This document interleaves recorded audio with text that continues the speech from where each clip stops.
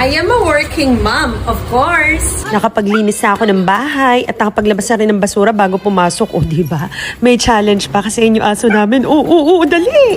I am a working mom, of course. Dahil tinamad ako maglaba ng weekend, eto, bago pumasok, naglaba na ako at nagsampay. I am a working mom, of course. Nakapagluto na ako ng para sa lunch and dinner at naihanda ko na rin yung baon ng mga anak ko.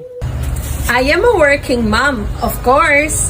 Bago pumasok, ipe-prepare ko na sila sa school, aayusan ko na rin, at syempre kailangan all set sila. I am a working mom, of course. Bago mag-work, maghahatid muna ng Junakis sa school. I am a working mom, of course. Nililigpit ko na at nililinis ang lahat dahil number 1, wala akong katulong, at number 2, pag uwi ko, ako rin ang gagawa niyan pag di ko niligpit agad. I am a working mom, of course. Hindi excuse na ang dami mong ginawa at pagod ka na umaga pa lang.